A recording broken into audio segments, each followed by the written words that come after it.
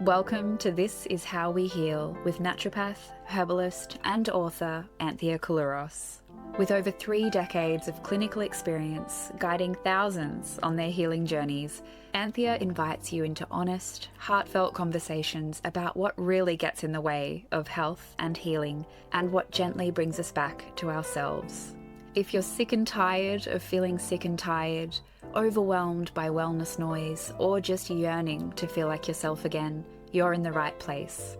This podcast is for anyone feeling burnt out, lost in a sea of symptoms, or simply longing for a deeper connection to their health, their body, and their truth. Hello and welcome back to This Is How We Heal. I'm Anthea Koulouros, naturopath and someone who has spent many years sitting with patients, navigating some of the most complex health journeys imaginable.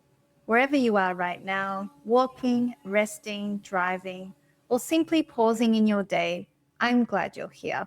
This is a space where we slow things down, where we look at health and healing with curiosity rather than certainty. Today, I'm continuing to share content from the book I'm currently writing. We are speaking about what has historically been called the dark night of the soul, an existential crisis, a dissolution, collapse of identity, a becoming. This is not simply about having a difficult week or feeling sad or being overwhelmed. It is something much deeper.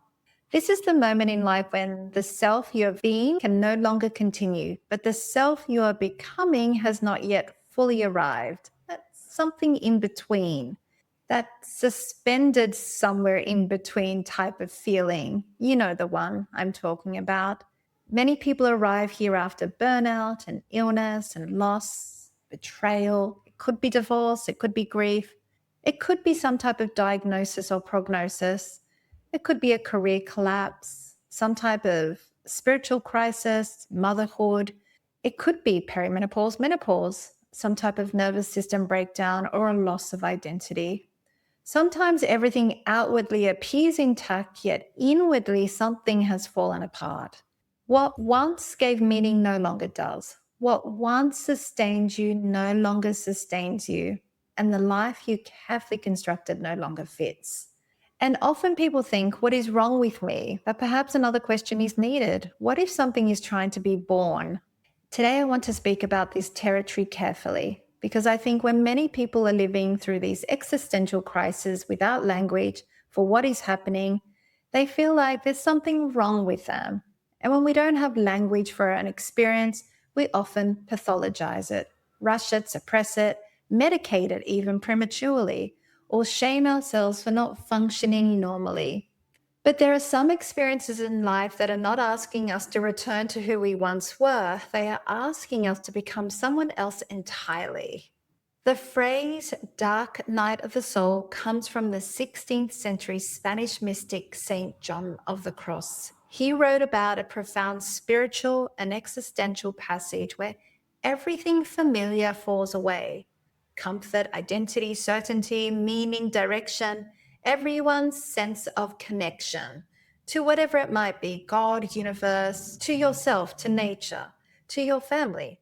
What remains is darkness instead, a real unknowing or confusion, but also a transformation, if we see it that way. The dark night is not some type of punishment or initiation. It is the dismantling of an old self. And perhaps one of the most painful things about it is that the mind cannot control it. Modern culture teaches us that everything can be solved through optimization, productivity, and efficiency, and mindset, achievement, and performance. But the dark night does not respond to performance. You cannot productivity hack your way through soul transformation. The dark night asks for surrender, and surrender is deeply misunderstood. It does not mean giving up. It means allowing what is false, outdated, or misaligned to fall away, which is often terrifying because many of us have spent decades building identities around achievement and success and caretaking and people pleasing and being needed and being productive and being good and being strong and being the one who holds everything together. And when those identities begin collapsing, we often think we're dying. In some ways, psychologically and spiritually, a version of us is. One of the reasons existential crises become so frightening is because modern culture has almost no container for them. We know how to celebrate beginnings, graduations, weddings, births, achievements, promotions, but we do not know how to honor dissolution. There are very few rituals for identity collapse, midlife reckoning, or spiritual confusion, or the grief of becoming something new or something different. And because there is no cultural language for it, people often feel very deeply alone, especially when they can no longer function in the ways they once did. Many people in a dark night say things like, I don't know who I am anymore. I don't recognize my life. I cannot keep doing this because nothing feels meaningful and I feel really lost. And often well meaning people around them try to rush them back into functioning. Don't worry about it. Just stay positive. Get back out there. You'll be right. Be grateful. You'll bounce back. Just focus on the good, they say. But some experiences are not asking us to bounce back. They are asking us to go inward, to pause, to listen, to perhaps grieve or to question, to dismantle something that doesn't align with us anymore, and to become super conscious to what might. And it takes time. So, is it a kind of depression? Well, the dark night of the soul is not the same thing as clinical depression, and the distinction matters. Depression is real, it is serious, and deserving of proper care and support. But not every collapse is purely biochemical. Some people are not only chemically depleted, they are spiritually exhausted, existentially disconnected, profoundly misaligned. They are living lives that no longer belong to them. Thomas More, who was both a psychotherapist and former monk, wrote beautifully about this distinction. He said depression is often treated purely as pathology, but sometimes there is a meaning inside the darkness, not romanticizing suffering and not glorifying pain, but recognizing that some periods of breakdown do contain transformation. I think one of the greatest tragedies is when a person's existential crisis is treated only as malfunction. The goal becomes returning them quickly to productivity, back to work, back to functioning, back to normal. But what if normal was part of the problem? What if the body, mind, and soul were no longer willing to continue living in ways that were fundamentally misaligned? Sometimes symptoms are interruptions, and sometimes collapse is communication. The dark night often arrives at thresholds, moments where an old identity can no longer continue. Sometimes when a marriage ends, or when a business collapses, or when someone has been given a diagnosis or prognosis. Sometimes it's when a parent dies, children leave home, burnout overtakes the nervous system, a betrayal dismantles trust, or a long career ends. Suddenly, the structures organizing a person's life fall apart. And beneath that collapse often sits a terrifying question: if I'm not this identity anymore, then who am I?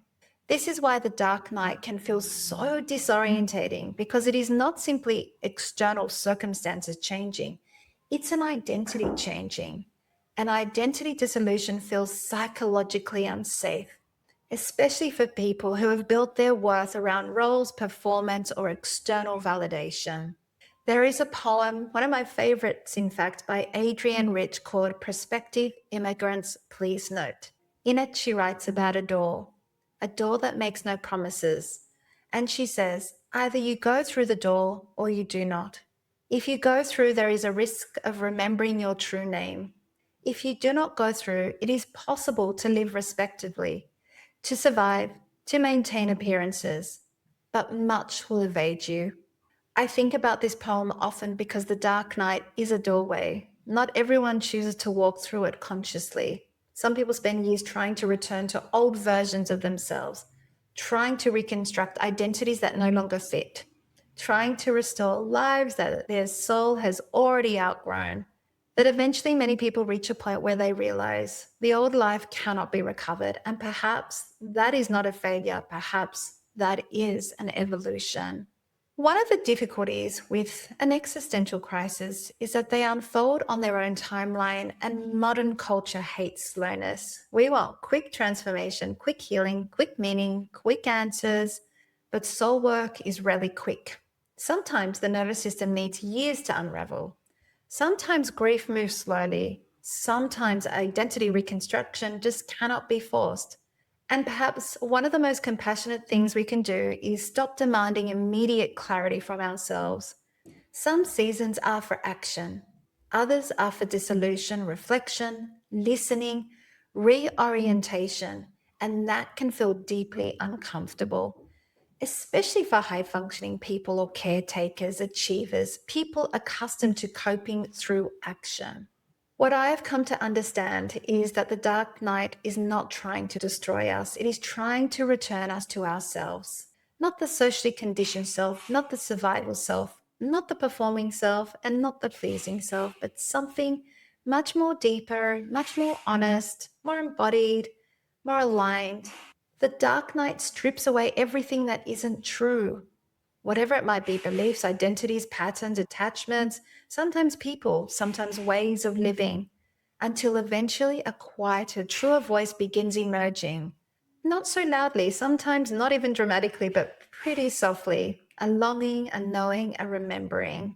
So, what helps during a dark night? Well, firstly, we need to stop pathologizing every moment of uncertainty because not every existential crisis is dysfunction. Secondly, seek support. When you're going through something like this, perhaps you need a mentor, a confidant, a trusted friend, a therapist, a spiritual guide, community. This is not terrain people should always navigate alone. Thirdly, allow slowness. The soul does not move at the speed of algorithms, neither does the mind and body for that fact. Fourthly, stay connected to the body. We still need to eat and sleep and walk and rest and touch the earth and spend time in nature and care for our nervous system. Transformations like this still require physical support.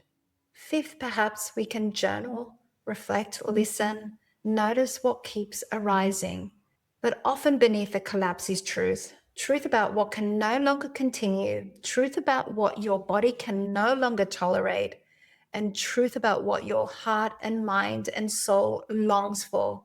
Thank you so much for spending this time with me. I want to end today by saying this, that something in you may be dissolving, but something else may also trying to emerge. And there are seasons in life where we are asked not to become better versions of who we were, but entirely different people. And that process can feel like grief. It can feel very confusing because it's an unraveling. And perhaps it is an initiation. Perhaps the old structures are collapsing because they can no longer contain who you are becoming.